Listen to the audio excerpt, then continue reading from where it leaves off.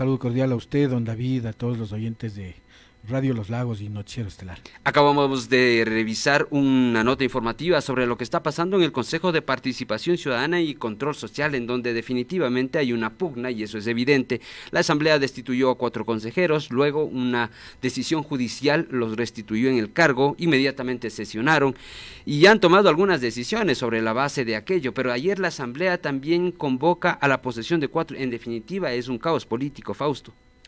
Mire, yo quiero partir de un hecho que usted también al inicio del noticiero enunciaba, y es de que en Chone delincuentes se toman un hospital para asesinar a otro delincuente que estaba recluido ahí en la casa de salud por temas también de intento de asesinato, pues, ¿no? A través de, bajo la modalidad de sicariato. Un sicario perseguido por sicarios. En otras ciudades del país el nivel delincuencial es gravísimo. Realmente la situación es insostenible, y no solo eso, sino que también hay una serie de denuncias respecto a los actos administrativos de corrupción en algunas instituciones, en las que incluso ya hay tráfico de influencias para que en algunos hospitales, sigue la crisis de los hospitales respecto a la transparencia, para que se reciban implementos, digamos, que no están en buen estado, ¿no es cierto? Y también la situación económica de la población. ¿Por qué me refiero a este preámbulo? Porque mientras en el país hay todo esto, resulta que en la Asamblea Legislativa y el Ejecutivo mantienen esta pugna por el control no del Consejo de Participación Ciudadana. Yo me puse a reflexionar el día sábado y decía, bueno, ¿cómo es esto que se desarrolla o se desata ya en las instituciones de estas, y en esta decisión de la Asamblea Legislativa de remover a 4 de los 7 consejeros de Participación Ciudadana? ¿Qué hay detrás? Porque no es solamente que incumplieron, es un hecho que los 7 consejeros incumplieron la función de designar principalmente a las autoridades en los periodos que corresponde. Claro. Por estas pugnas que hay, efectivamente. Y también porque hay metida de la mano por parte del Ejecutivo, por un lado, que mantiene la mayoría dentro del Consejo con estos 4 consejeros que fueron destituidos, que fueron restituidos por la justicia y que ahora siguen en el limbo, digamos así. Y la decisión de la Asamblea Legislativa en la que la mayoría, Partido Social Cristiano, el correísmo, los disidentes de Pachacuti y de la Izquierda Democrática resuelven entonces sacar a estos consejeros. El interés clarísimo está en controlar las instituciones: Contraloría, Procuraduría, Fiscalía, superintendencias, incluso el propio Consejo Nacional Electoral, porque tiene que elegirse los nuevos vocales del Consejo Nacional Electoral, no todos, pero sí la mayoría. ¿Qué implica eso? Implica entonces que, como si es que en la actualidad el actual Consejo de Participación Ciudadana elige al contralor, al fiscal, al procurador, etcétera, etcétera, estas autoridades van a tener un periodo de 5 años, y por tanto ni la actual asamblea ni la actual correlación de fuerzas políticas de estos partidos políticos va a poder cambiarlos de esos, sino hasta después o dentro de 5 años. Ya. Y al Ejecutivo también le interesa sostener por lo menos 5 años de control del Estado y de estas instituciones, para que estas instituciones, en primer lugar, no se conviertan en inquisidoras de los actos que se hayan cometido. O les controle o les fiscalice. Dentro del Ejecutivo. Y la Asamblea Legislativa también, con los intereses ocultos que tienen aquellos sectores que representan a quienes ya gobernaron, que cometieron errores y que también ven, digamos, como posibilidad de que sean perseguidos o sancionados. Esta pugna es lo que hay. Esta crisis institucional es lo que hay en el país. Y como digo, mientras los ecuatorianos estamos en el abandono absoluto, resulta que estos señores están preocupados en el reparto del pastel y de la troncha en el Ecuador. Ahora, todo esto tiene consecuencias, Fausto, porque si bien es cierto, la gente podría decir, son temas políticos que a nosotros no nos afectan, no nos conviene, no nos interesa, pero todo tiene su correlación, porque mientras usted, como lo señala, esos sectores que tienen a su haber las autoridades de control, precisamente eso, el controlar el correcto uso de los recursos por una parte, en el caso de la Fiscalía, por ejemplo, el tema de la justicia, por otro lado, en definitiva son temas que a todos los ecuatorianos nos afecta o nos inquieta de una u otra manera, y como se están viendo las cosas, Fausto, fíjese usted, acaba de hacer una relación interesante, porque por una parte hay en lo que ocurrió en Chone, lo que ocurrió en Guayaquil, donde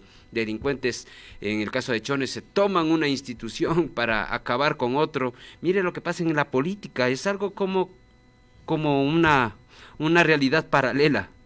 La preocupación de los pobladores comunes, de los ciudadanos de a pie, es de qué sirve esa política institucional a los intereses de la mayoría de los ecuatorianos.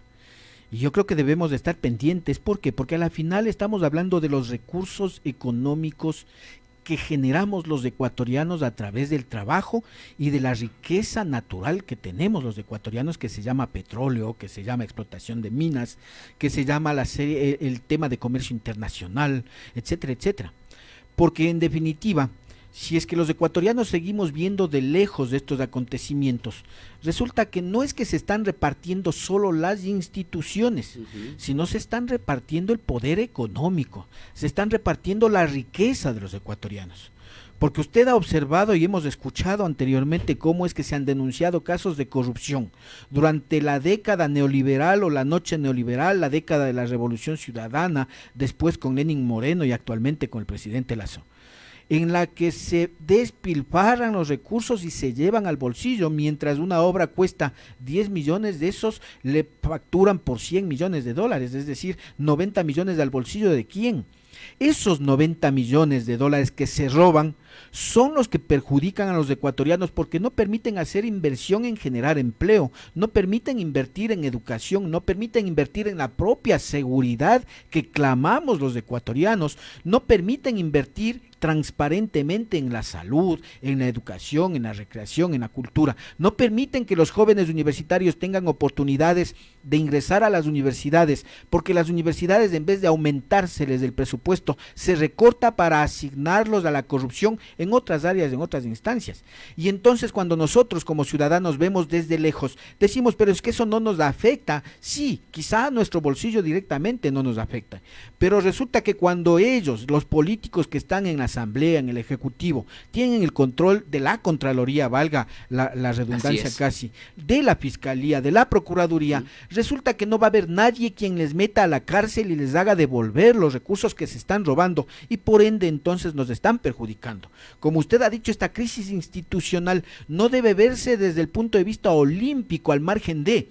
Yo publicaba una imagen que decía que el pueblo, mientras está viendo un gran televisor, ¿no es cierto?, resulta que está viendo el fútbol, está viendo el partido, pero no está viendo su propia realidad, que no es capaz de exigir al gobierno y a los gobernantes en general políticas que le atiendan y les resuelvan los problemas y necesidades que tenemos. Entonces es necesario que le demos una mirada hacia lo que sucede al interior del país. Yo soy ecuatoriano, yo apoyo a la selección de la TRI, pero también exijo de las autoridades que respondan a su necesidad de gobernar en favor de las mayorías y no a favor de los bolsillos de ellos y de sus intereses particulares. Porque parece increíble, Fausto, que mientras nosotros vemos, como usted dice, un partido de fútbol con tanta emoción, en el país se estén tomando este tipo de decisiones, en donde una función del Estado, porque es así, la Asamblea es una función del Estado, destituye a una mayoría de otra función del Estado y luego vuelven, es decir, una completa disputa por estos espacios de poder, y en medio de eso el gobierno nacional y todos a la expectativa de lo que pase solo en Qatar, Fausto, y eso no debería ser. Mire lo que sucede y veamos también el histórico, ¿no es cierto? Resulta que hay una prostitución de los habeas corpus. Claro. Resulta que hay una prostitución de las medidas cautelares. Resulta que hay una prostitución de todas las medidas y acciones de protección. Claro. Que implementan o instauran o proponen algunos, entre comillas, afectados. Pero cuando va el de a pie, cuando va el ciudadano común a pedir que le ampare la justicia, resulta que se dan la vuelta y le dicen vaya a buscar en otro lado porque estas instituciones no le resuelven el problema. Claro. y en problemas sencillos. Y estamos ocupados en otros temas de gran importancia, le dicen, ¿no? Sí. Entonces, aquí no es una crisis solo en la que el Ejecutivo tiene la mayoría ahora, la Asamblea Legislativa tiene la mayoría, sino que entra al juego también la Corte de Justicia. Claro, la Corte acaba de enviar el Consejo de Participación Ciudadana le acaba de negar la terna a la Corte de Justicia para nombrar al presidente del Consejo de la Judicatura. Eso tiene que ver, relaciona directamente con la justicia. De hecho, ¿por qué? Porque le acaba de devolver, porque necesitan negociar. Porque aquí no me vengan a decir que no son probos o sí son probos. Aquí la probidad notoria ha sido cuestionada de todos los funcionarios, incluso de los nombres que van proponiendo, etcétera, porque usted ve que ahora los nuevos consejeros suplentes, alternos o como se llamen, unos tienen denuncias, otros están prófugos en el exterior, etcétera, etcétera. Uno se ha posesionado, los otros no dan la cara, ¿no es cierto? Pero resulta entonces que tienen que buscar un mecanismo, un medio de llegar a acuerdos, pues.